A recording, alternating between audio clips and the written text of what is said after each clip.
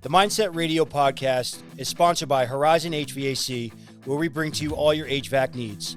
Also by CES Construction, where we specialize in kitchen and bath remodels.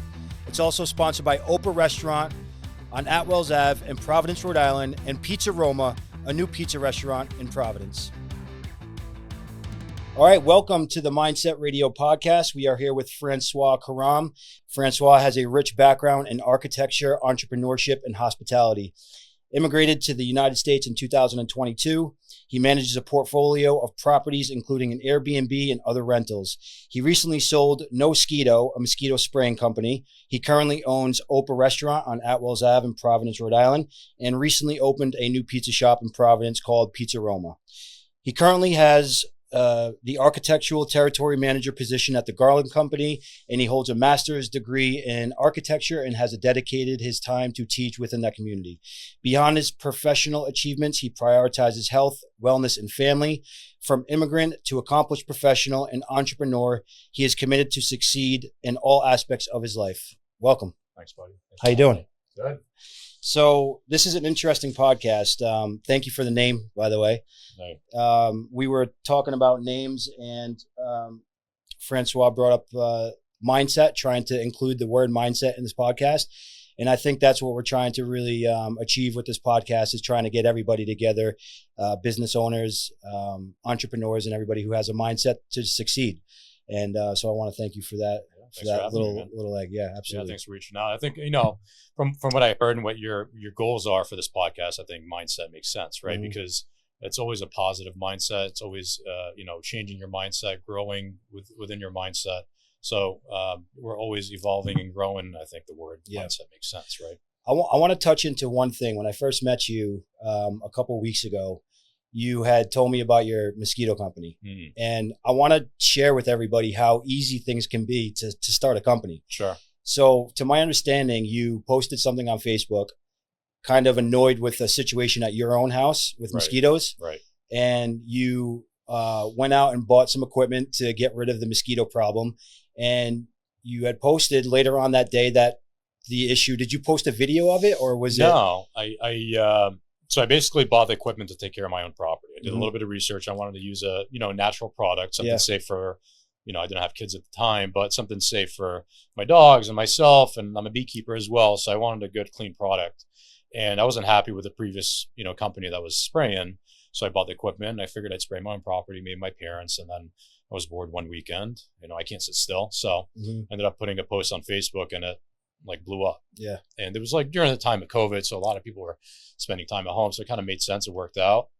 And within a month, I ended up with 100 clients. That's crazy. Yeah, it was nuts. And that's how most businesses like that really blow up. Right. It starts with just a little idea like that, and it just moves on to something where I'm guessing you probably didn't expect that. No, I didn't. I expected to hit maybe 10 houses a weekend, just something to do. You know what I mean? Make a few bucks. Did you ever think you'd eventually sell it for money one day? No. Yeah. I probably wouldn't have sold it if it wasn't for my, my new job. But I can't juggle both in a way. I want to focus on one thing at a time. Mm-hmm. And I'm glad I did it. It was fun. It was great, man. Those kind of things are always something that you can look back on and be like, we can do anything really. Yeah. If you really, especially with social media and just the networking that's out there. Absolutely. And it filled a big gap in my life. You know what I mean? So, coming from an architectural background, which I'm back in it now, but I was working at a firm, which was a great firm, but I was getting overworked in a way. I was just not too happy. End of the day, I was kind of mentally burnt out, but my body wasn't. Yep. And I felt like, this is a good gap for me to fill. Just, over the weekend, exercising, being outside, getting some vitamin D. And it was great. And I ended up running with it, man. I just... Did you hire guys? Did you have a crew? So last year was my first time I hired somebody. I hired a couple of guys. The first one didn't work out. The second one I actually offered the business to, and I gave it to them for... So one of the employees ended up buying the business. Yeah. So talk about that. How hard is it finding guys? Finding help? Yeah. Yeah. Well, so the mosquito business, the reason why I kind of stepped back from it as well is because it's one of those things that you cannot quality control. If you're doing landscape, let's say, you can go out and you say, okay, you know what? You missed the spot cutting the grass there, or you missed this flower bed. That's very true. When you spray mosquitoes, you're spraying water. Hot dog water. You could use anything. You could pretend you're spraying. Yeah. And I've heard a lot of failures of a lot of companies that, the guy would go out, start their engine, spray, it shuts off halfway, they just pack up and go. So, there's you can't quality control it unless you have a camera on the guy, or unless, you franchise it and somebody has a vested interest in the success of the company or success of the product, then it could succeed. But when it's something you can't see and you're going, with that guy's word versus the client's word, and it's like, it gets a little wishy-washy. So did you buy a van, insurance, the whole nine? Oh yeah, the whole nine. Yeah. Originally, the first year I did it, I did it mostly on the weekends because I was working full-time as an architect or architectural designer. And 2 years ago, I ended up buying a van and put a logo on there. Big game changer, right? It's a big step. It was a big step. Yeah. I went from using my truck to using a van, and figured I'd letter it, make it look professional, which, got me probably 1 or 2 clients. It wasn't very feasible. It's a flag. You're more or less just planting your flag saying, exactly. I'm here. Except for the one time I cut some lady off, and then she called and left me a voicemail freaking out. I think that happened to us a couple of times. Yeah, that was a really entertaining one. As soon as we put our number on the van, you got to be careful. We started getting calls. You got to be careful. Yeah, you got to be careful. If you drive as stupid as I do sometimes, it gets a little messy. Yeah. Architects, the world of architects is very interesting to me because, one, I don't know much about it. Yeah. But I know it's very intricate. I know there's a lot to it. What got you into that? What made you even explore that, that business? Yeah, I mean, that's a good question, man. I it's not like I grew up playing with Legos and enjoying the world of architecture. Honestly, the way I got into it is just because I kind of had to go to school for something in a way. And I went with architecture. I figured, it's something fun. I can go on the computer, and I got really good at it. You know what I mean? I really enjoyed it. I did my undergrad here in Rhode Island at New England Tech, and I did my master's in Boston at Boston Architectural College. And I use a program called Revit. It's basically your typical AutoCAD. Not sure if you've heard of it. No. It's an architectural designing program. Think of it like drawing, but on steroids. It's all 3-dimensional. It's awesome. Yeah.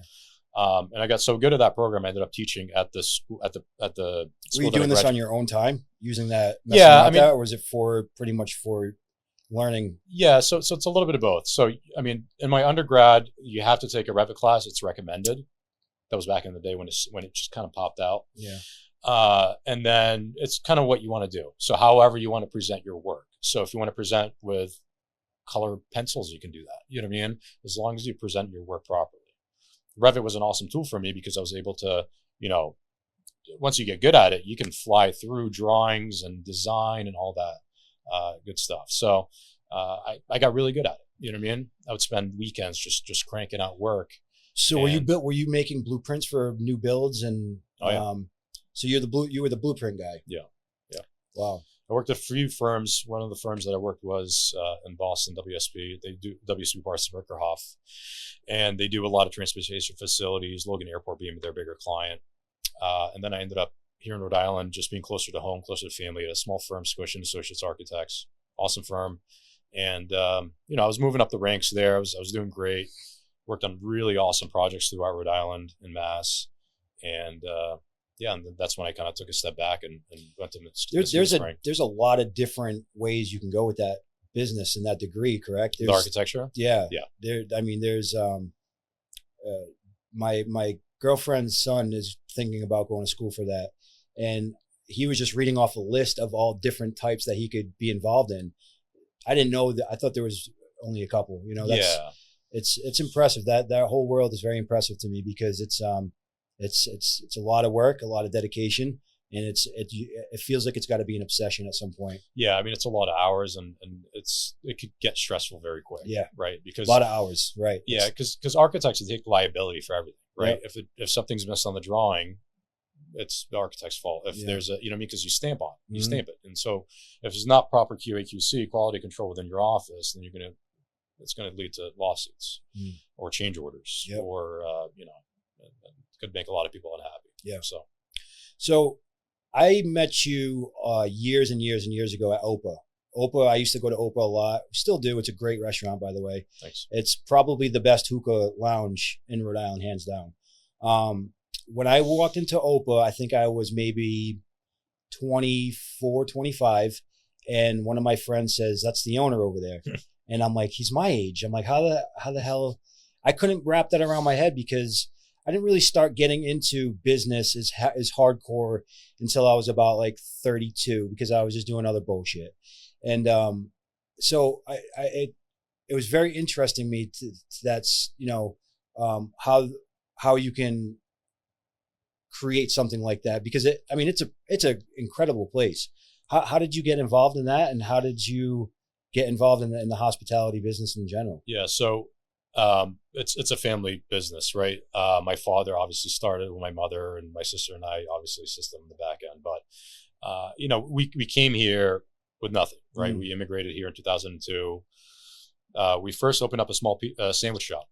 It was called Mr. Peter or Mr. Pocket on Hope Street in Providence, and we were broke, dude. Yeah. It was we went through a rough time. Yeah. And I'm glad we did. I'm glad I did, and I was conscious to see it, because it makes you an animal today, for sure, Which man. was I'm glad we went through it. Yep. Throughout the whole struggle, it was a struggle. It sucked. Struggle is one of the most beautiful things that you It's can the go best. through. Absolutely.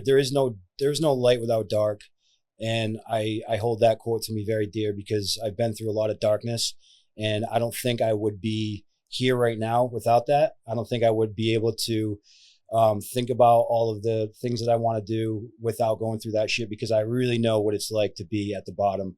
And when you go through that kind of shit, it humbles you when you get to a certain point, and knowing that you could lose it that quick, it keeps you going every day for sure. It's necessary, dude. Yeah. It's necessary to eat some shit. Yeah. It's good for you. Yeah.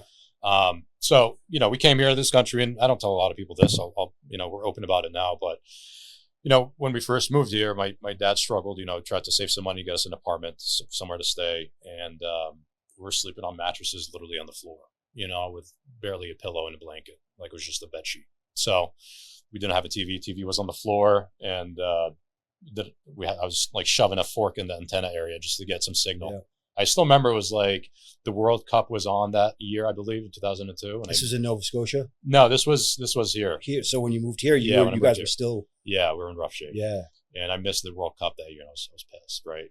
Or I was sad, I shouldn't say pissed. And sandwich shop, same thing. It was like small family business. And I still remember my sister and I were little. We would like, after somebody cashes out, we'd run to the register and give like the customer puppy eyes, hoping they tip. You know what I mean? Yeah. The $200-$300 sale was like awesome for us. You know what I mean? Like for the family. So we worked through that business for about a year, and then we opened up Opa. And Opa was originally... what year did you guys open Opa? 2003. Yeah. Okay. Yeah. It was January 2003 or so. Yeah. And it was a much smaller spot than what we have now. It was at 244 Atwells Avenue, which was it wasn't the same building it's in now? No, it was much smaller. Mm-hmm. And my father was hookah, same no, deal? No hookah, no. That was like before hookah became what it is today. Yeah. We kind of started branching out with hookah, and then it became popular.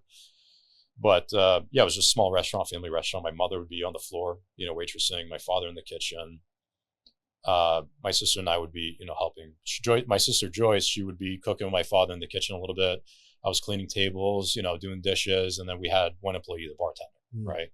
Because nobody knew how to bartend. Yeah. So, and then we developed that. That small spot is like near and dear to my heart. I do miss it, but because that's where I met, my wife and all my friends, and that's what really made us to where we are today. We stayed there about 5 to 6 years, and then we moved to the new spot. So, but yeah, it's been a fun time. It's been a great time. Yeah, it's the hospitality business is very. How was it like? How old were you when you moved here? I was 13 years old, and then so I moved here from Canada. So I was born in Canada, lived there for about 5 years, then moved to Lebanon. Lived there for about 8 to 9 years. Okay. Lebanon, beautiful country. We try to visit as much as we can, but it's just the economy sucks. What made you guys just overall come here? Opportunity, man. After Lebanon, we ended up going back to Canada. Canada was and then we had opportunity. My dad had a friend of the family here, and he said, "Come check this place out." And, there's no better place in the world for this kind of shit. Absolutely. I love hearing stories like that. It's you get a lot of people, and I don't want to get political, but you get a lot of people who kind of bash this country and say, I'm going to move out of this, of whatever, and You know, they don't really know. They haven't traveled. They haven't traveled. They enough. haven't struggled. Yeah. You know, Yeah. we're so spoiled in this country. Yeah. We were talking about, you know, your kids streaming and making money. Yeah. You can go Uber and make money. You can go walk outside and do anything and make money. Mm-hmm. You don't have that opportunity in many countries, and people don't realize that. Yeah. We are spoiled with opportunity. People don't, and people just, it's easier to complain and blame each other and say, oh, well, you know, I need to get paid more. It's like, just fucking work. Yeah. Just shut up and work. So there's a really good example that I see a lot, and I see it happening a lot now, is that people don't want to put the time in. No.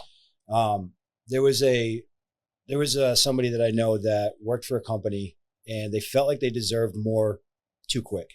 They were with this company for about a year, very valuable asset to this company, but if they would have stayed for the long haul, they probably would have became part owner.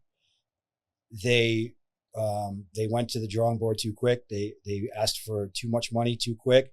They started throwing around, the only reason why you guys have sales like this and blah, blah, blah.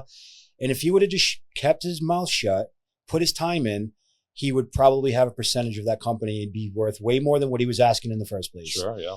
So going back to just that work ethic that we were talking about earlier and the opportunity that we have right now, and if you just stay grounded for a little while and you just get through the bullshit, you know, you can come out on the other side. Yeah. It's true. And you see that firsthand. You guys, you know, when you first moved here, you know, trucking through that mud to get where you're at. And I mean it, man. Opa is beautiful now. I mean, you guys did a fantastic job. Thanks. That's a really great bar, and I know I'm not the only person who thinks that. It's a very reputable place. For sure. So yeah, I mean, at the end of the day, man, the success of that business isn't the booze that we serve, isn't the hookah. It's, you know, it's the hospitality aspect of it. Sure. It's my father coming out saying hi. Oh, yeah. Me, you know, ripping a shot with you or whatever back in the day. Mm-hmm. But that's really what makes a business successful is, you know, the staff and, you know, owners' involvement. Because if I go open up a restaurant and walk away and say, here's the manager, figure it out, the chances of that succeeding properly is going to be slim. It's very slim. It's that love. It's my mother serving you a dish and with a broken English and, you know. Classic. It's a great feeling. Oh, it's awesome. Yeah. It's awesome. And my father coming out, how is everything? Or my father coming out, hey, let me cook dinner for you my way tonight. And they're like, yeah, let's go, Joe. Do whatever you got to do. People love that, you know? Yeah. It's that versus going to you guys like that? Were you guys like that back home? Like when you were yeah, younger? Culturally. Is that where that came from? Is yeah, that cultural thing. Yeah. Oh, yeah, 100%. It's like you're coming into my home and let me take care of you. Yeah. You know what I mean? You want a water? No, drink some water. It's like they force you to have a snack or force you to have some tea or coffee. You know what I mean? It's like it's nice, man. It's what made us successful. Yeah, there's something about going to a friend's house, you know, and his family's all Italian or Portuguese. Yeah, same thing. And they're in the basement and they got the vino, they pop out the vino and they got some steaks and it's just a welcoming feeling. And I can see why restaurants like yourselves is so big and a need. It's a need. We need that stuff right now. We need that stuff. Absolutely. So tell me about the pizza company. I mean, what spawned off that? What made you want to do that? It just kind of fell in my lap, man, and I went for it without thinking. It's just, you know, I literally, so I sold the mosquito business. Actually, I bought the pizza shop and then sold the mosquito business the next day. So it was like, and listen, I'm excited. Literally the next day. Yeah, and I already had a plan, but I kind of you know, and you know. The new gig, Garland, is great, but I always wanted something, you know, on the side. Mm-hmm. And it's nice because I kind of set it and forget it. I have my partner, Walter. He's been with our establishment, with our restaurant for 15, almost 20 years now. So he's my partner, and his wife's heavily involved in the restaurant and the pizza shop. So, you know, just something to invest in. How important is it having a partner? So it depends, man. You know, if there's a gap that you cannot fill or you don't enjoy filling, partner's necessary, right? So for me, I enjoy cooking, but I don't enjoy going to Restaurant Depot or, you know, cooking in general for a large party. You know what I'm saying? So cooking at home is great. I enjoy that, but like cooking at a pizza shop, repeating repetitive things, not for me, you know? So I fill that gap. Yep. And I do a lot of the back end work, you know, manage the staff, payroll, whatever it may be. And he does anything related to the food. So, and I trust him because he's been with us for 15, 20 years. He's been doing a great job. My dad has taught him everything he knows. So we're good. So he was with your father at OPA. Correct. He still is. Yeah. Still is. Yeah, he still is. But he's managing it as well, right? And we don't pay each other right now, but we're just making sure that the place is running and everything's proper, and we're in full communication every day. So how's the hiring process been? It's challenging to say the least, man. It's to pay somebody minimum wage, which is $13-14 bucks an hour. Is it really? I thought it was like 17. Yeah, it's 14. I just saw something in California is now at 20. Wow. Starting today. So it's like, dude, like if how many pizzas I got to sell to, I'm not even making a profit right now. You know what I mean? I'm barely making it work because I took over the business that was failing and I'm bringing it back to life. So, you hire 2-3 staff members, that's $45 an hour. I got to sell, 2-3 pizzas an hour, from 4 p.m. till 1 a.m. or next week we're going to open from 11 a.m. till 1 a.m. So I got to start making some sales. You guys do other food or just pizza? Yeah, no, our menu is pretty big. We're going to be slimming it down, but I figured I'd, throw everything on the wall and see what sticks. Yeah. So I'm gonna, and then in a month or so, we're going to do Guatemalan breakfast or Spanish breakfast. That's my partner's idea. He wants to do breakfast in the morning because it's a busy area. And I do agree. I think it's going to be successful, but for now, we're just kind of really working on the pizza end of it. How you guys doing with the marketing? And you guys have a marketing team? Are you doing most of your marketing? I'm doing most of the marketing, which I don't do a great job at. I tell my staff to take pictures of the food so I can throw it on Instagram. It's tough. If you don't get I'm noticing that with the keywords on Google and SEOs, the SEOs, and there's a lot of scams on Google right now. I mean, you'll get calls from all over the world, and you're getting charged per call, per click. And most of those clicks aren't legit. They're not legit. Yeah, with the mosquito business, I kind of tried everything. I tried Facebook, Instagram, just promoting, boosting posts. I tried Google. So Google clicks every click you get on your website. So you type in mosquito spraying, whatever near me, your business will pop up top. If they click on it, it's like $8-9. Yeah. I know. So what if they click on it and sometimes they get a call, hey, is this Mosquito Bob or whatever? Yeah. It's like, no, you got the wrong number. Where'd you find it? And they're like, Google. It's like, all right, great. You just cost me $70. Oh, we get calls all day. Is this Tasca dealership? Yeah. Is this all day long, man? We get calls, seriously, 3-4 calls a day of companies that don't even relate to my company. So I check the keywords. I'm like, everything is HVAC or construction, and, nothing is related to financing cars or anything like that, but we still get charged for those calls. We still get charged for those clicks. Yeah. And I think Google is slowly, years ago, it was like, that was the place to go for marketing. And if you put a few grand behind a marketing campaign on Google, I mean, it could explode. You'd be getting calls all day. And as long as your work backed up what you were saying, you could blow up a company. Sure. And it still goes for that now. I mean, even now, if you take the right steps, you say what you're going to do, you do what you're going to say, and the product that you put out is on point, the word will eventually spread, and you're going to get calls from neighbors and friends. And, I'm sure you've seen it happen with your mosquito business. And if you just stay on that track, you don't really need marketing, but in the beginning for every company, you got to put marketing dollars up. Yeah, absolutely. You got to. And it's tough. It's tough to run a company without doing that at first. That's how I feel. Yeah, no, 100%. And the mosquito business was great in the beginning because all my supporters were friends and family, and they just wanted somebody reliable, which was great. But like, how can I expand it to 150 clients or 200 clients? So one thing that was really successful, honestly, the best, most successful marketing tool was yard signs. Oh yeah. Yard signs. There's a company in Woonsocket, that landscaping company, K&L. Okay. You ever seen them? Yeah, I think I've seen them. They're everywhere. Yeah. Their yard signs are everywhere. And I actually called them one day just to tell them that they were doing a great job with their yard signs. And the guy was like, man, that's awesome that you're calling me just to say that. But I needed to tell him that keep doing that, because when we need something, I'm going to call that guy, because he does an incredible job with that. Yeah. So yeah, we actually just got some done for Horizon. We made the HVAC the words nice and big. Mm-hmm. You know, it's just about perception, and it really that's what business comes down to is perception, and you got to put the work behind that perception. Yeah, and a big part of that is if you're walking on the block and you see 2-3 yard signs of the same company, you're gonna say, okay, you know what? If my community trusts this guy, must be good. Yeah, that's how this that's company all it is. That's all it is. Yeah. And that's what makes the yard sign so successful. You know what I mean? If like I had one street in Cranston, it was like 7-8 clients. Basically, just kind of domino effect because, you know, they trusted me. Yeah. One guy, you know, was like, hit up the other guy. Hey, how's this guy Francois with no mosquito? That neighbor saw that sign. The other neighbor saw the other sign. And now you own the whole block. Yeah. You know, and that's been we great. moved into our new house last month, and I staked the yard sign out right away. It's right on Diamond Hill. Yeah. It's a main road, and we got a call the next day. Pick up the phone. It's a kitchen remodel. Some mitigation work needed to be done, insurance job. And I say, okay, we'll put some time aside tomorrow. I'll get over there. And I said, what's your address? And it's my neighbor. It's my next door neighbor. It's awesome. So, you know, I'm hoping to create that domino effect in my little neighborhood. Yeah.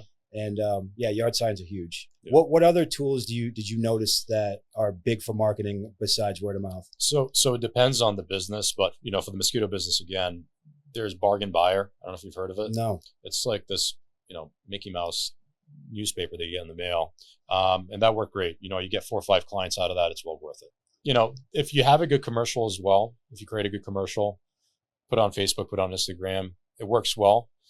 But again, it depends on the clientele. Like sometimes people hit me up like, hey, how much does it cost? It's like, all right, it's $500-600 for the season. It's like, oh, I thought it was one-time spray for $60. It's like, no, you got to keep going. You know what I mean? It's not, I'm not killing all the mosquitoes forever, you know? Yep. So you got to kind of educate people on that. And sometimes Facebook and the marketplace area of Instagram and all that, you don't have the right clientele, even if you're focusing on certain demographics and age and all that good stuff. So what do you think of AI? And the research. So it's good and it's scary and it's great. I talk about ChatGPT a lot. I use it a lot because I my writing isn't great, so I use it to rewrite certain stuff for me, right? But it's also scary because it can really spiral out of control. Yeah. There's a really good movie. It's called El Machina. Yeah. Have you heard it? Yeah. It's an old movie. We just watched it the other night. It's I mean that's like an old movie and it could easily happen today. I think it could be it's already close to happening. Yeah. Oh, absolutely. Yeah. AI probably. Yeah. But there's also on the business aspect of it, like AI is also, we talk about mosquito spraying. Now it's going to pop up on your phone. Yeah. You know what I mean? So, that's crazy, man. When that happens, it happens to me daily. Yeah. Daily it happens. I was the other night. I got a deviated septum. So I use these things that strips. They're nose strips. Yeah, same. Every day now, I get from this guy something Elliott. He's selling these nose strips. Do you know what I'm talking about? Hostage. Yes. Yeah, because they're on my thing too. They're on yours. Yeah. It's unbelievable how, but that's marketing, and that's just the power of today's business world is absolutely amazing. Yeah. Between the it's social media and marketing together is it's a scary tool if it's used properly. Oh yeah. Because these guys, these guys are probably killing it with those nose strips. Oh, they're crushing. Yeah. I mean, it's not just a little thing. It probably costs them cents to produce. Yeah. Maybe under $1 to produce 100. Yeah. Right. And they're selling them for, I think it's like $19.99 for a 3-pack or a 4-pack. Right. You put little magnets on your nose, it clips, and it's a done deal. Yeah. But they're promoting it as health, wellness. You can breathe better. You can be intimate better. You can sleep better. You get oxygen to your brain better. That's the study, though. Right. It's like, obviously it's a legit study when they say it because yes, you're getting more oxygen to the brain. So those things are actually legit when they're saying it. Yeah. But when people don't understand that and they don't understand marketing and they're seeing that, it's like, wow, this thing is really, it's going to fix my problems. I'm going to get it. And that's it. You're hooked in, right? Now you're hooked in to a $19.99 a month for the rest of your life, and you forget about it, and they're good. Yeah. Those types of things are incredible to me. And I hope to one day actually create a product that I feel good about, that I can present in that kind of way. Because I think, with construction, with HVAC, I love these businesses. They're paying the bills. But I want to create something like that to where we could put a little bit more time into it and use those tools that I see that I'm obsessed with. Yeah. You know what I mean? Well, self-improvement's a big part of it, right? Yeah. We talk about, Yeah, let's talk. Let's talk. You just said you were in the ice bath today. Yeah, dude. This morning was weird for me. So obviously running the new business and Garland, and I got a lot going on. I'm a little stressed out. So I woke up at 1 o'clock because I passed out at 8, 9 o'clock with my kids. Woke up at 1. I checked my phone, and I can fall back asleep. I was tossing and turning for 2-3 hours. And, that happens every once in a while. Yeah, you're an entrepreneur. You're supposed to do that. Yeah. Wake up sweating. Yeah. So my kids woke up. I got out of bed. I, took care of them. Went back in bed, and I was like, all right, screw it. I was like, and mind you, I do the ice bath. I used to do ice bath sauna all the time. I don't have time for it. So I was like, you know what? Starts today. So went downstairs, did some work for 3 hours on the computer. For at 6 o'clock, I turned on my sauna was on at that point. Went outside, did a sauna ice bath for an hour. Then a quick workout. I've been able to work out. I've been able to take care of myself. Just been busy. This just hasn't been a priority. You know what I mean? That's all. That's better. Priority. That's better. I would love to work out. Yep. It's necessary for me to work out for this. Yeah. Not even for my body, but for like my brain. 100%. And I was like, I need to get back in it. So, I worked out this morning, and then went back inside, did some more work, and then I passed out on the couch because I got no sleep last night. Woke up, took care of some things, and just had another gym session today. So look at that sauna. You guys have a sauna at your house? Yeah. So that was my. Is that a sauna and a cold plunge? So the ice bath on the left. Oh, that's yours. Yeah. That's in my house. So get out of here. Yeah, that barrel sauna is awesome, man. That is serious, Francois. You should be in that every day. Yeah, I know. I was, but then things happened. Where did you get that sauna? There's a website called Almost Heaven, and they make pretty good products. A couple buddies of mine ended up buying Almost Heaven saunas. So the sauna is great. It's just a kit that you get and you put it together. Is that a bitch to put together? No, it's like an hour and a half, 2 hours maybe. I'll help you if you ever want to get one. And does it have the coal heater inside? Yeah, yeah. It's a legit sauna, traditional sauna. Yep. I get it. So the old Harvia system, the Harvia is the heater section of it. Yep. The old system can go up to like 200, 220. The newer ones are like limited at 190. And I managed to finagle with it so I crank it up more. So that's been great. And I do sauna ice bath sessions back and forth. That's dope. What do you like doing? So I'm struggling right now with trying to figure out what to do first. And I know that there's a way to do it correctly. So if first of all, if you want to do ice bath, don't do it after a workout. Okay, that's what I did today. Yeah. So if you can do it before, if you can do ice bath, hit the gym half an hour after, testosterone level is going to blow up through your body. Yeah. Sorry, just hit the mic. And then when you do the sauna ice bath, if you are going to do it after a workout, you got to wait about 4 to 5 hours. And the session that I like to do, I do sauna, ice bath, back and forth 3 times, and I end in the cold. Okay. And I'm lucky enough to live in the woods, man, where I walk out into the woods. I hike sometimes, barefoot, grounding in my underwear, love it. Grounding, and just especially doing it at night. I live out deep in the woods, and I'll mentally tell myself I'm vulnerable right now. I'm naked. I'm butt naked almost. And at any point, a wolf can come out and attack me, or a bear, even though we don't have much bears here. So I just kind of really create a mental state of fear and just mess with myself. And then I bring myself back and I overtake it. And then I go inside. And by the time you get inside, you're just uncontrolled shaking. At times. It depends, if I go a long span without doing it. But you do red light at all? No, I know red light therapy is great. Yeah. I don't have a unit in my house. I was thinking about getting one, but they're Brecca has them. Yeah, they're $5,000 for a good one. Yeah. I have some friends that bought them, just a small stand, yay big for $1,000. But there's some of them that can go up stupid high. What do you think about what Brecca's doing right now? Oh, I love Brecca. Yeah. I mean, I listen to him all the time, and I appreciate everything he does. You know what I mean? Brecca, Huberman, all these guys. It's as we get older, when we were 20, 18, 20, wealth, man. 18, 20 years old, you can get banged up, get drunk the next day, you're good. Yeah. Now it's I quit drinking for the most part. I'll have some wine. Same thing. But it slows me down. You know what I mean? And if I can be optimum every day. Yeah. And, so we had Easter last night at my mother's, and of course she had shit food, macaroni and cheese, ham and this and that, and Starburst and candy, and when I get around that shit, I'll indulge. Yeah. I don't, whatever. I'm in. And I'm telling you what, when I got home last night, I felt like I took a Xanax.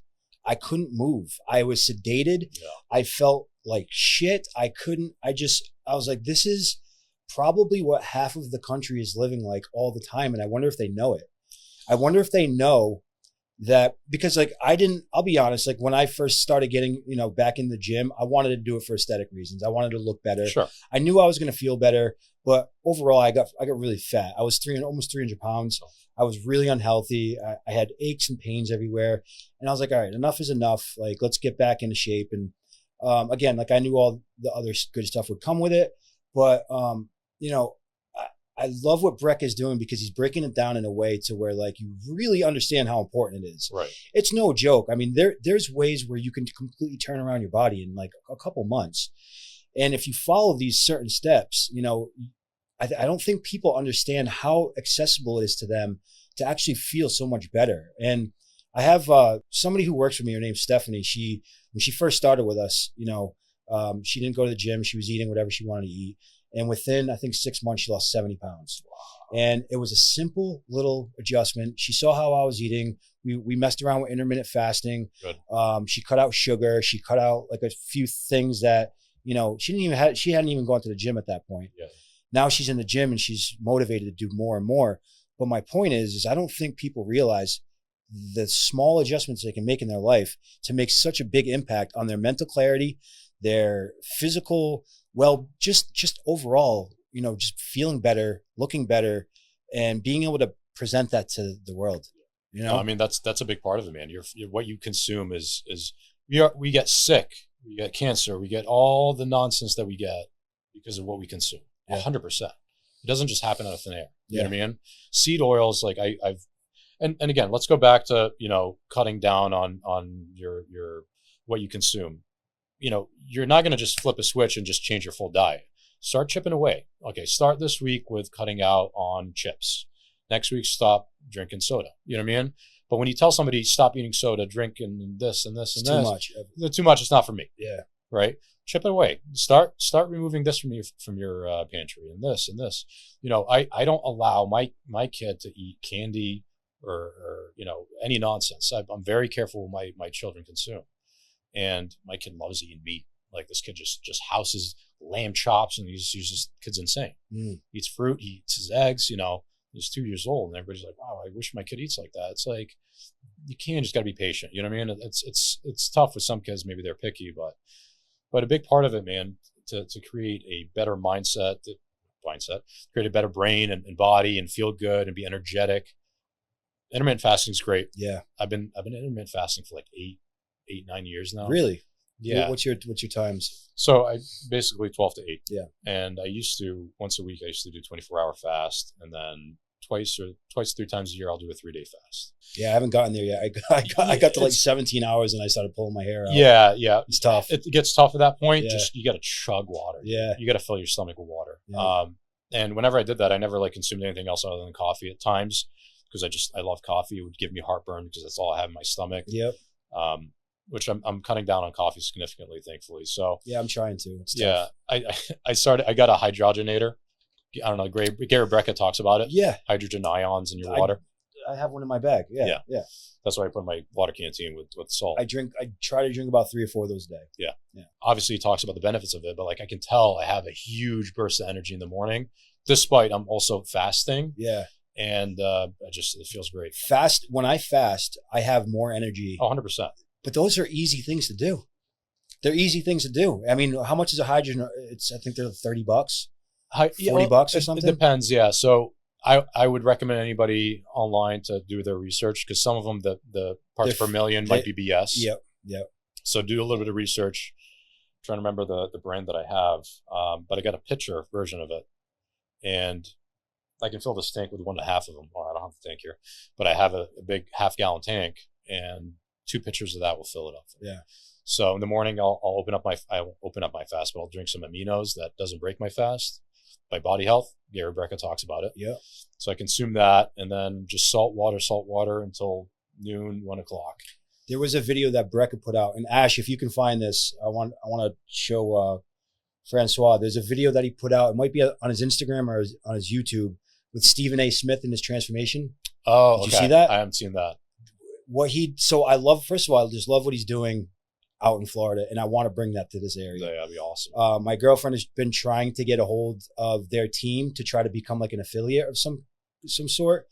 But at the very least, just promote what he's doing. Yeah, dude. I mean, and offer that. That should be everywhere. So say there's a brick and mortar that has a couple of red light beds, a couple of saunas, right? A couple of EMP mats, electromagnetic pulse mats, and the oxygen tanks. Yeah. So that the big oxygen bags, you do a half an hour on the treadmill. You know, oxygen, the lack of oxygen, creates diseases, and that's one of his big things. But the transformations that he's doing to Dana White, Stephen A. Smith, to all these guys, you can see it in their faces how serious they are about this stuff.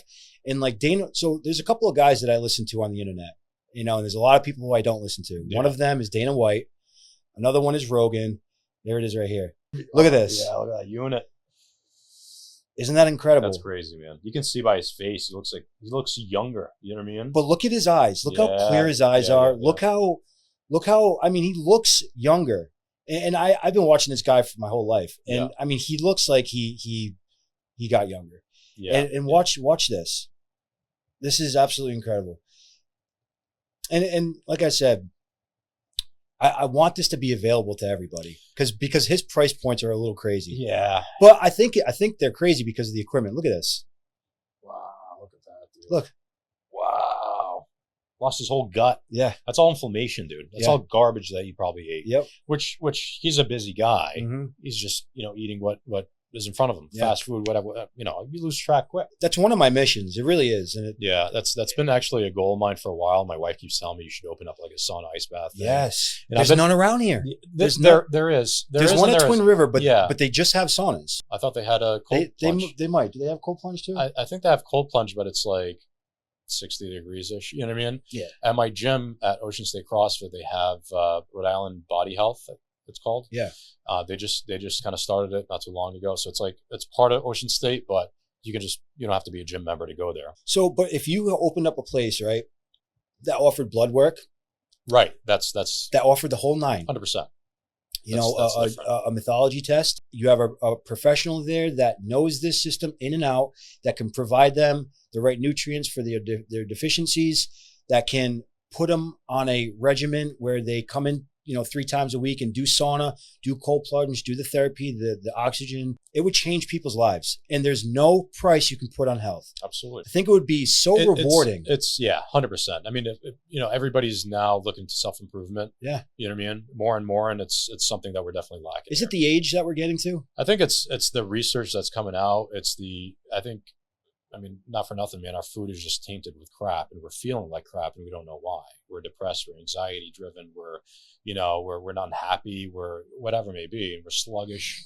We're trying to prove ourselves, and ice baths are great, right? You hit those ice baths, you feel rejuvenated, you bring them back to life. It's like, I want more, I want more, I want more. It's definitely something that we're lacking in our society, and it sucks. Our food is so tainted, you know what I mean? And it's easier to go get a cheeseburger than to cook a meal at home, you know what I mean? And or sometimes cheaper, which is crazy, and sometimes you got to invest a little bit of time and effort, but there are also a lot of companies that can pre-prep some food for you, you know what I mean, if you are busy, if you're on the go, if you don't enjoy cooking. So it's all about your what you really want to do, you know what I mean? So you're a hunter, from what I understand. Yeah, I like to hunt. I'm actually going boar hunting in a couple of weeks in South Carolina. So you like elk?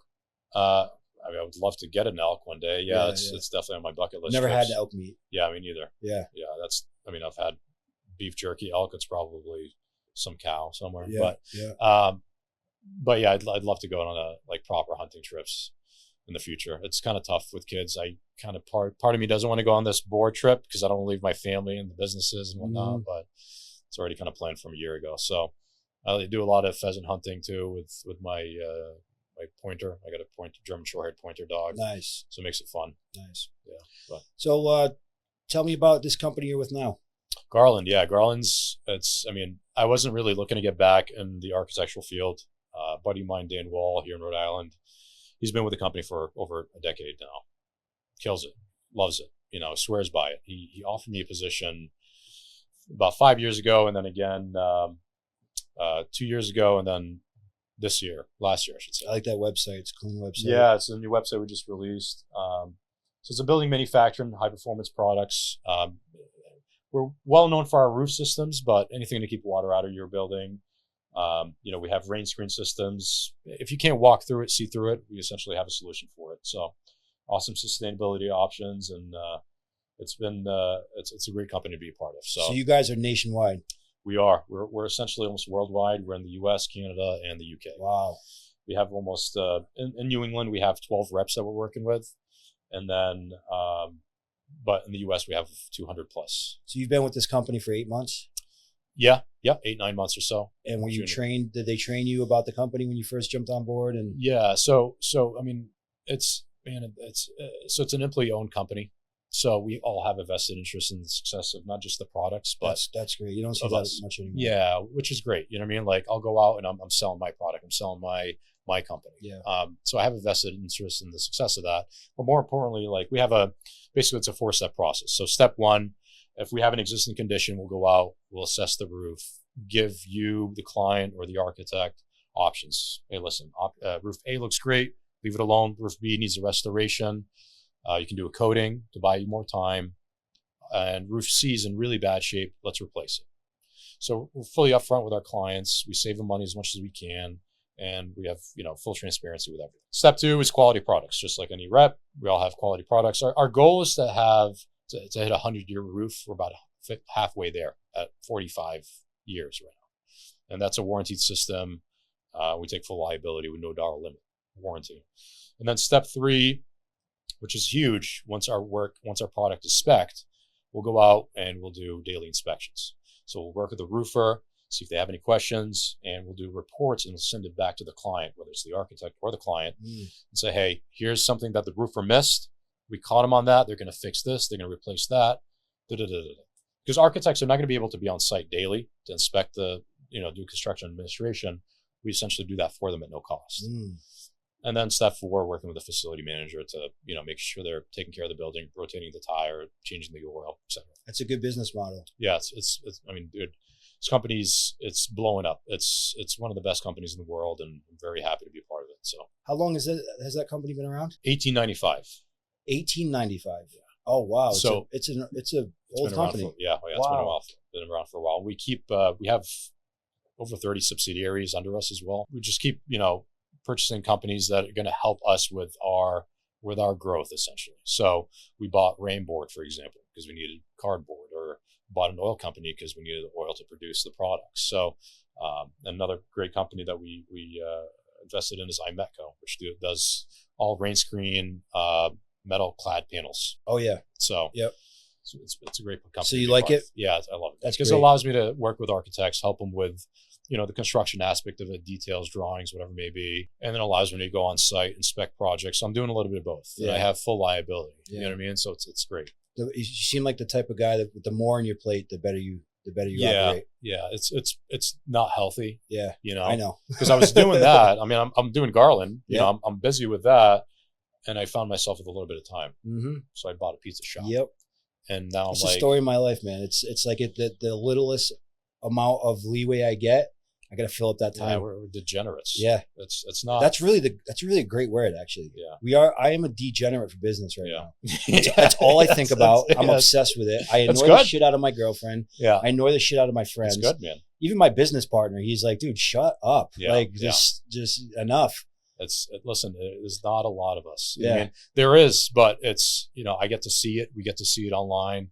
People post on Instagram, like friends of mine post on Instagram, new businesses, and it's like, yes, dude, keep it going. Yeah. You know what I mean? You love to see your community and your friends, or, people that you somewhat know. Yeah. Just cranking out work. My girlfriend is absolutely supportive in like every single way. Good. So it allows me to spread out and do more, and she helps with that a lot. How's your relationship with your wife and your ventures? And I know she's got a lot going on. Yeah. So my wife's a hard worker as well. Yeah. She, Jackie does real estate, and she works at a great company with a great team, and she's a very hard worker. When we had the kids, I obviously took a step back because I was, mosquito spraying. I wanted to focus on the family more. I told her about Garland. I was like, hey, they're offering me this great opportunity.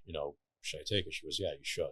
So I took the job, and she, on the phone, I haven't told anybody really, but she ended up crying on the phone when I told her I got the job.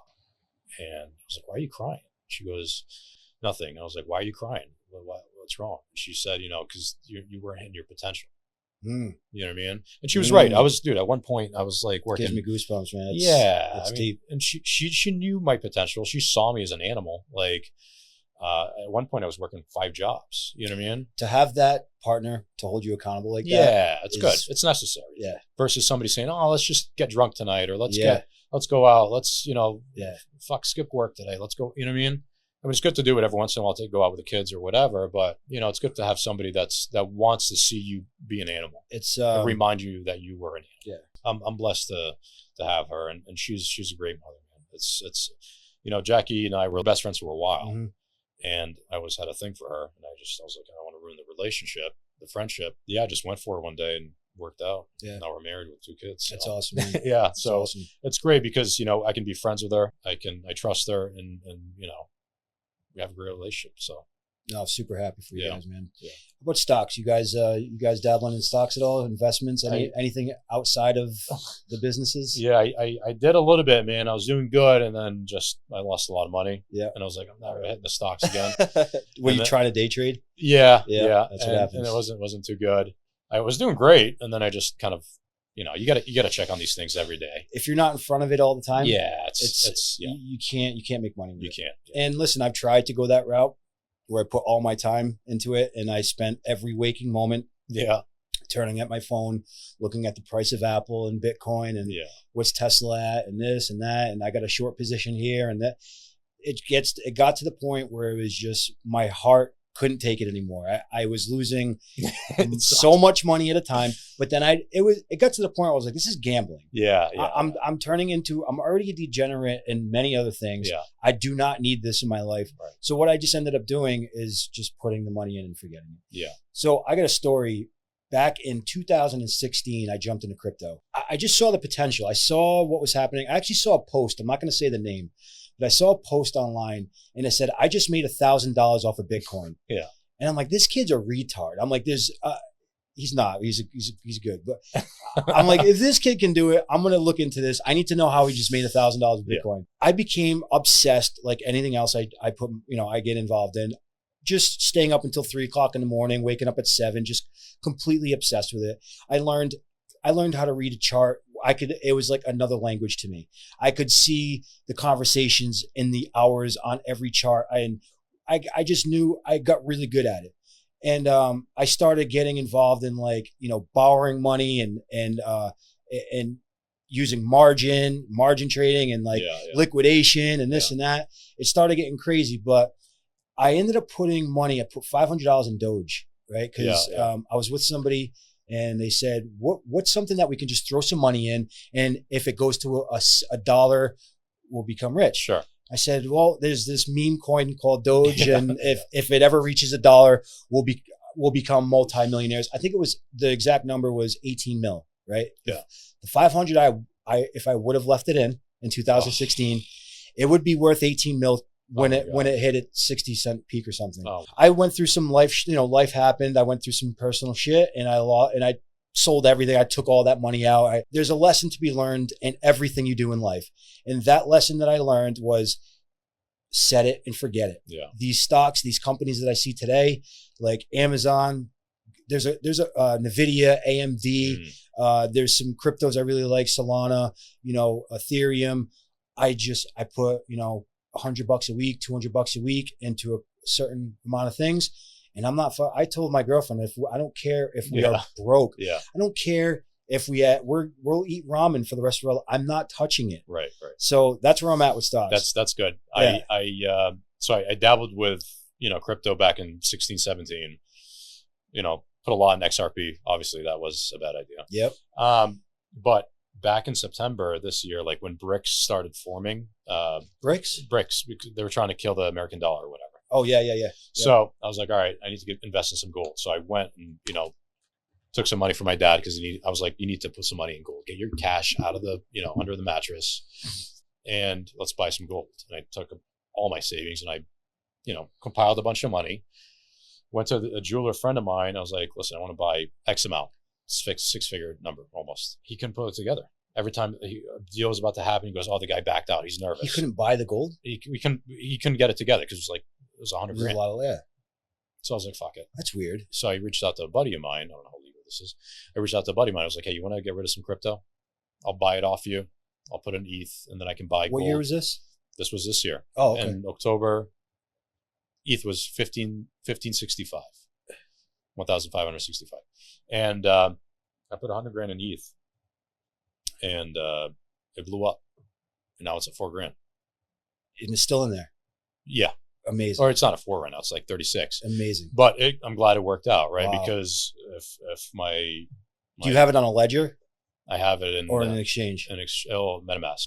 Okay, good. Yeah, good. So good. We're good on that. But it's, and I'm glad the jeweler can put it together. I was waiting for months. I'm like, gold's going to go up, and it actually went up. Yeah. My instincts were right on that end, but I'm glad I put it in ETH. Throw it on a ledger. Yeah, definitely. Okay. Yeah, throw it on a ledger.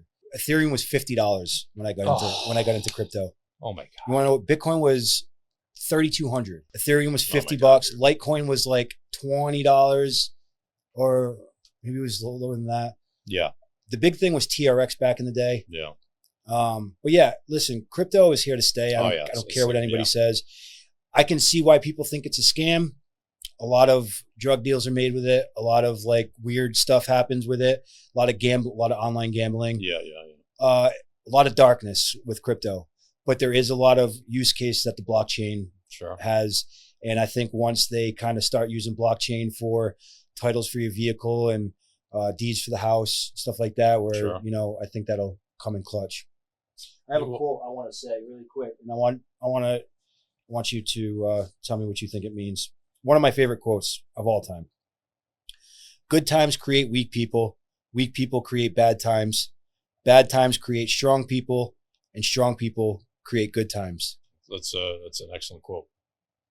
Right now, where do you feel like we are right now in our society? I think we're at weak people create bad times. Yeah, I agree 100%. I hate to. I know. I hate to say it, and I hate to be that guy. Like, listen, when I was younger, I used to always hear my grandfather, and he'd bitch about this, and bitch about that, and there was just always something. And I feel like I'm turning into that guy. Mm-hmm.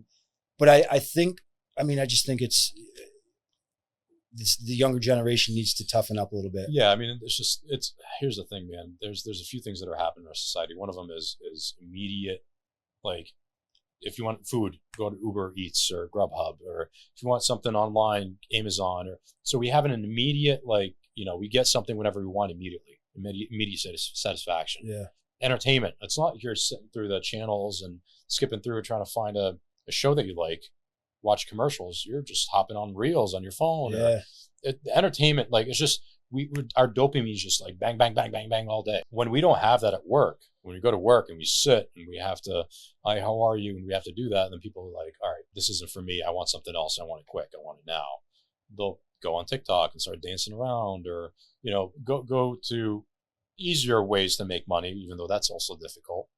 But the end result isn't going to get them anywhere. If they do shut down TikTok, which I know they're trying to do that, what's going to happen with, 80% of these kids? I think they're going to move over to Instagram, but I also think that an American-based company will end up buying TikTok. Sure, yeah. I think it's too big. Yeah, no. I think it's too big to go anywhere. Right, it's the biggest but platform. Vine was huge. Yeah, Vine was massive. Vine didn't do a good job, I guess, kind of continuing that, whatever they were doing. Yeah, but Vine was. Yeah, I don't know that story on why they stopped, but they were huge. They were huge. Yeah, that's where most of, the Logan Pauls and that whole generation, they all came from Vine. They blew up from Vine, yeah. So when that happened, when that company shut down, I couldn't understand really why. But TikTok's different though. TikTok's got a grasp on our youth. AI, it's got a grasp on us. I find myself scrolling. I don't use TikTok as much. I use Instagram Reels because my TikTok algorithm's a mess, so I don't even really use it that much. I see the concept, the whole concept of Reels, the 20-second to 10-second little clips, and you're just scrolling. I saw this thing the other day that there's indents in our pinkies from where your phone rests. What? And it's true, man. I have one. So you see, how when you hold your phone, I have the indent. It's right. I mean, it's clear as day. Yeah. There's weird things that I think are going. Everybody at home right now is seriously, yeah. There's weird things that are happening that are going to happen due to this technology, looking at screens all day. scrolling, there's got to be, like I said earlier, there can't be light without darkness. And I think there's a yin and a yang for everything. There's a good and a bad for everything. I don't think we have quite seen the bad to the fullest that we're going to see it with social media. I think it's I think we see the bad side and we are all aware of it, but I don't know if we really know, the effect that it's really causing. I think it's deeper than what we think. Well, I mean, dude, let's look at it in a different perspective now. If the grid goes down, let's say, the chance of our society surviving, probably a good 80%, 90% of our society would collapse. Yeah. People would not know how to hunt, fish, grow produce, grow anything. Yeah. And that's scary, man. It's fucking scary. If you think about it like that. If our grid goes down for 2 weeks, I'm talking your freezer, your fridge, everything. I mean, I'm barely prepared. Yeah, if you don't have a garden at home, or if you don't have have weapons to well go water, hunt, you're in trouble. Even well water, how are you gonna get the water out? You know what I mean? Yeah. If whatever. So it's crazy to kind of think of it on that aspect. Me coming from the background that I came in, immigrating from Lebanon, and I think we always have it in our blood to kind of always somehow survive. I don't say I prep myself. I haven't prepped myself, but somewhat have in a way. You know what I mean? It's a little crazy if you think about it. How do you even prep yourself for that? I mean, you can get a box of seeds, food, and maybe. It's scary, man. It's crazy when you think about it. That's why when we say, let's say, if the grid goes down, what's going to happen to crypto? If all your money is in crypto, well, all fiat currency is in trouble. Go to trash. All fiat currency. So that's why is gold in is. Great. I mean, dude. In all reality, money right now is a mess in general. Yeah. I mean, we're in such bad debt that it's tough, man. Well, we keep printing money and we have no backing to it. We have no backing. That's the issue. That is a recipe, and I know enough about business to know that it's not sustainable. No. At a macro level, it's not sustainable, and you wonder how long it's going to really last. Right. And can we do anything about it? Me and you, not much. Yeah. But you can prepare yourself. You can prepare yourself as much as you can, because, like you said, man, if the grid goes down, fiat currency, the only thing that would be valuable is if you stock some gold up and and you go down that route and you start trading and get this for that. Gold, weapons, and it's crazy. There's a book that I got my girlfriend the other day. It's all over Instagram. It's a book that basically just tells you how to make penicillin, how to what plants are good, mushrooms, all that kind of stuff. Yeah, you know what I mean? Yeah, that's great. It's tough, man. It's interesting. Yeah, I was growing mushrooms for a little bit too. Were you? Yeah, and I like to forge mushrooms. No kidding. Sometimes. Yeah, it's fun. That's awesome. I mean, I don't know everything about mushrooms. There's obviously so many benefits to them. 100%. Yeah. Yeah, I used to make chaga tea, put it in my coffee a while back. And I mean, I haven't been consistent with it now, but there's a lot of benefits with the mushrooms that people don't realize, even microdosing psilocybin mushrooms. Oh, yeah. Psilocybin mushrooms are one of the things that changed my life. Yeah. I'll be 100% honest. And, I was struggling with addiction pretty bad, man. And it had me by the balls, and I never thought it would. And one day I sat back and I was like, man, I am a piece of shit. Like I went through a lot. I hurt a lot of people, and I slowly, recognized it. But the turning point really was like I started messing around with mushrooms a little bit, and it gave me that kind of sense of looking at myself from a different angle. Good. And that's what it is. And it humbled me real quick. And it, there was a lot of things that happened, and that was, I want to say, not one of the bigger things, but it was a difference, man. It made a difference in my life. Yeah. And even to this day, it's a good reset. It's a good way to check yourself. Correct. And say, this isn't right. It checks you real quick. Oh yeah. You have that conversation with yourself that you've been avoiding. Yeah. Whether it's at home, issues at home or work or your whatever. Why do you think they're illegal? Like truly, because is it money? Yeah, because you can't control. Because it's one of those things. It's like marijuana. You know what I mean? You can essentially grow it at home, but they want to control it. They want to tax it. They want to make money off of it, and it's also making you so with mushrooms. It does not just help with neurogenesis, which we'll talk about in a second, addiction, anxiety, depression, PTSD. The biggest thing is neurogenesis. So it fixes your brain, recreates neurons in your brain. Yeah. So neurons that are burnt out, that are connected, think of it like a child's brain. Child's brain, the neurons of the brain is like a spider web. Fucking lines everywhere. As you get older, those lines burn out. What happens when you consume mushrooms, microdosing, or take a macrodose, it reconnects the neurons. So you think a lot clearer, quicker.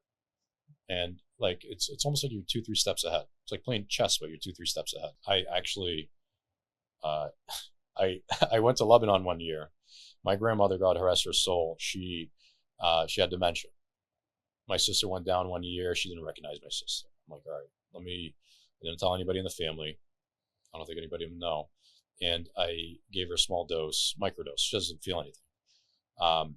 Within a week, the nurse that was taking care of her told me, like, she's a whole different person. She's happier. She's realizing, she's seeing things better. She's much more content. She's easier to work with. And she's recognizing people that she didn't recognize before. Wow. And dude, I thought. Is she old school?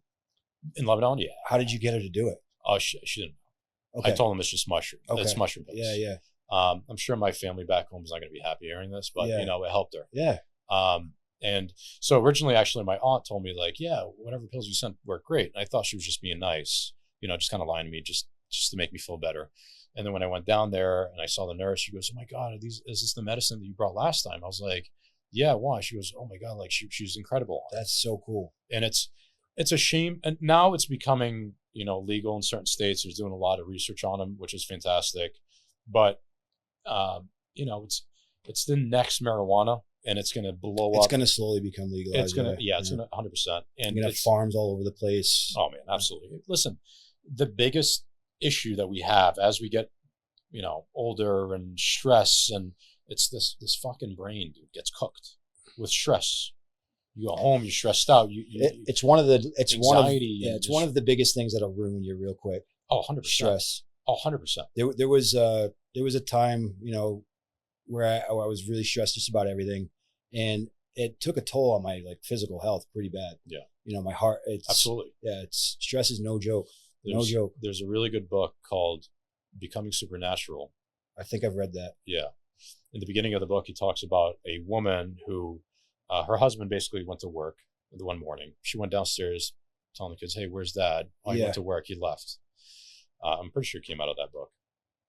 And she goes, "All right, why didn't you say bye to me?" Like, whatever. And you go, "I don't know. He gave us a hug and a kiss, and he was just kind of really weird before he left." A few hours later, she gets a knock on the door from some police officers. Like, "Miss, sorry, your husband jumped off the bridge." And this is a true story. Why? How could he? Why would he? And, you know, through the funeral, people were like, "What happened?" Like, and she goes, "I don't know. Why would he leave us? Everything was good. Everything was great at home. Well, how could he? Why would he? How could he? Why would he?" You know what I mean? Just kept replaying it in her head for months and months and months. She started getting sick. This is a true story. After a few months, she gets a letter in the mail. He left her with hundreds of thousands of dollars in debt. Took out a loan, screwed the whole family over. How could he? Why would he? How could he? Why would he? She got sicker and sicker, ended up with like cancer, ended up in a wheelchair. Just not off anything but the stress that came out of it. It just fucking ruined her. And then she meets, God, I forget the name of the author. She meets this guy, and he basically, you know, went through meditation processes and just kind of consoling her to kind of let go of that. Because the stress out of that whole ordeal just fucking destroyed her. And that happens to us daily on a minuscule scale, right? Thinking about work. Why did this happen? How could this happen? Yeah. Well, what's going to happen is you're going to go take that shit home, and you're going to wake up at 1 o'clock like I did, and you're going to think, and you're going to stress, and it's going to eat you up. And it's not just going to like cook you and your brain. Your body's going to start developing, I'm assuming, some sort of disease, cancer, whatever it may be. That's my perspective.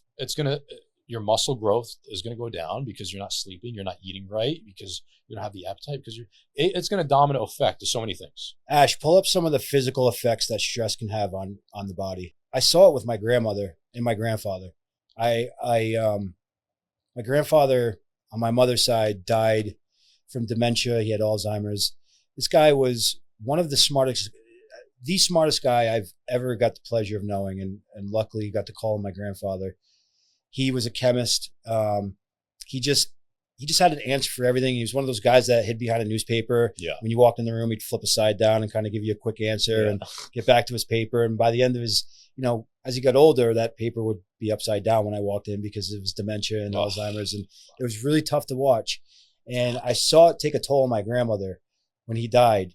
She just, whether it was the stress or just what, loneliness and the decline is unbelievable, and it's tough to see. And the same thing happened with my grandmother on my father's side. When my grandmother died, my grandfather just died within 2 years. The stress, everything ate him up. But what does this say? Difficulty breathing, panic attacks. I can't read that. Yeah, sleep problems, fatigue, muscle aches and headaches, chest pains, high blood pressure. High blood pressure is definitely real. Sure. That stress causes that. I had to get on blood pressure medication that didn't end up working because of that. And when the stress went away, the blood pressure went down. Yeah. The physical effects that it can cause on your body is absolutely 100%. Absolutely insane. Because your brain is like, if you tell your brain every day, I'm fat, I'm fat, I'm fat. If you look in the mirror and say, oh, I look fat. Yeah. You're going to get fat. It's real. It's real. It literally happens. You will get fat. That brings me to a really good topic I wanted to talk to you about is manifestation. Yes. How real is that? 100%. There's, I think that same book, Becoming Supernatural, talks about manifestation. He talks about stories where, like, one guy, he manifested, he thought and imagined gold bars and gold and silver and da-da-da-da-da. And a few years later, he actually found gold and silver. I think a big part of, because we're so fast-tracked, because we're on our phones and we don't allow ourselves to meditate and think and look at goals and have aspirations. We have distractions all day, dude. We have addiction distraction. It doesn't allow us to really meditate and think. Sometimes it's great because you'll hit Gary Brecka. You'll hit some great videos that'll motivate you. But you'll also hit some political shit. And then you'll say, oh, this president's an idiot, or the former president's, or whatever. And then you start getting stressed out and telling, oh, look at you. And I do it. Brings negativity. Absolutely. It starts pissing you off. And that type of shit is the same thing as manifestation. It's just in a different way. It's in a negative way. Yeah. It's a negative mindset. So one of the things that I do is when I'm in the sauna, I think about the life I want.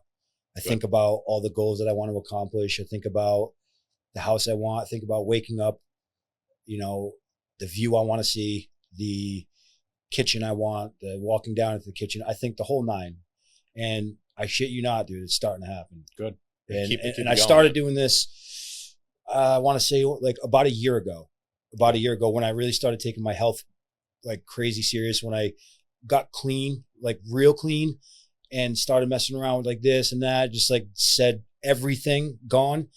I supplemented it with like meditation and like really just myself and getting into myself and figuring out who I was and what I wanted to be really. And it just started bringing all this positive stuff into my life. I met my girlfriend, it's such a weird way how I met her too. It's just like, it happened because of manifestation, and the house, all the things that, I manifested, they're starting to happen. So like, how can it not be real? It's and people who kind of have that outlook on saying, oh, that's all bullshit, blah, blah, blah. I guarantee if they tried it and they took it serious, it would work for them too. If you're going to look for it, if you're going to look for opportunities, you're going to get it. Yeah. Right. If you're going to look to go to the gym to get better mentally, physically, then you're going to get mental and physically better. Right. If you're not, if you're looking for other avenues, if you're looking to just get drunk on the weekend and whatever, you're going to get a result out of that. And you know what result you're going to get, right? Yeah. That's all it is. Mm. So if you're consistently working your ass off because your goal is to hit the house, the wife, then you will get it, right? It's just, you got to be consistent. You got to be consistent. Can't be distracted. Like for me, dude, I used to party. I used to go out. I used to have fun. I still will when need be, right? If it's a special occasion, if it's a celebration. Rarely, but I know the setbacks that will bring me. Mm. I know how I'll feel for the next few days. Mm. We all know how everybody feels. Yeah. Some people bounce back. Hey, all power to them. Yeah. For me, I'm depressed immediately the next day. I'm down. I don't have energy. Leave me alone. And you get angry. It's actually a study. There's a study out there that when you drink, you will get more angry. You get angry with yourself. You get angry with the people around you. Yeah, you'll just blow up. Your temperament's much shorter. Yeah. So there's drinking is fun. I've found other avenues that can make me happy, whether it's exercise or, whatever it may be. Drinking for me, I've realized that as I get older, it's just become more poisonous for me. You know what I mean? So just kind of going back to what you're saying, if you're looking for certain avenues in life, bettering yourself, whatever it may be, going to the gym, you're going to get that result. And if you go a different route and you go a different route, then you're going to get that result. Yeah. If you dabble with high drugs or whatever, then you're going to get that result. And it's as simple as that. I know it's simple, and I know, but right. But what do you expect? You can't go out partying every night and expect to be successful. There's no fucking way. Mm-hmm. There's no way. I mean, it's simple, right? It's if you look at it on that aspect. When you break it down, it is simple. It is simple. It's just doing it. It's just doing the work. I know a lot of people who just say it and they don't do it. And that's something that I just want to be like, it's right here. Like, it's right here. Just take that step. I've been wanting to do this podcast for a while. Right. And it's, and I hear people, it's like, I put the steps in front, and I knew there were certain things that needed to be done, but the action is what got us sitting here, and it's going to be a fun thing for the next however many years. Yeah, it's the action of just doing it. Absolutely. And no matter how stupid you may think it may be, or one thing I can't stand is other people's perception upon the things that you're doing. Oh, dude. It's one of the things that ruins people. Oh, absolutely. It ruins people. I'm not going to, somebody I know very close to me, he cares so much about what people think. Right. And he's so talented. It's mind-boggling. And I tell him all the time, go do this, go do that. Yeah, but it just doesn't, it sounds like it would, and I know what he's thinking. He's thinking, what are my friends going to think? What is my peers going to think? Because it can be crazy. Who cares about, just do it. It's do your own research. My belief's going to be different from your beliefs, right? Do your own research on what you like, what you want to, what you aspire to be. And people are going to look at you and think you're crazy. People thought I was crazy when I was in intermittent fasting, like 8 years ago. Yeah. But some people won't. You'll get that bunch of people who don't. Don't what? Don't think you're crazy. Yeah, no. Listen, you can ask anybody we know. I do not care about anybody's opinion. It's like, it's bad. Yeah. You know what I mean? Like, it's not bad. It's good. It's good really for me, good. but it's really like, good. Yeah. In one ear and out the other. It just doesn't affect me. I don't like anybody, man. It's bad, but like, because I have my own beliefs, I've done my research, and it is what it is. And that's it. Yeah. That's how I am. And I'm happy. I've evolved to a better person every year. I'm proud of who I've become. I took a little hiatus, spraying mosquitoes or whatever, because I was missing something in my life, and I fulfilled that with a family. And now I can hit the ground running, and that's what it's all about, man. It's awesome. I think that's a really good thing to end on. I want to give you a couple of things. Oh, wow, I got a shirt. Brought you a nice Horizon Thanks, shirt. buddy. Yeah. Gotta get you an OPA. Once I get some pizza shirts, I'll get you a pizza shirt. Yeah. I love it. Got some stickers and some business cards. Thank you, brother. Francois, it's been a pleasure, man. Thank you for being the first guest. Absolutely. And, had a good time. Awesome. Thanks, Good. man. Thank you.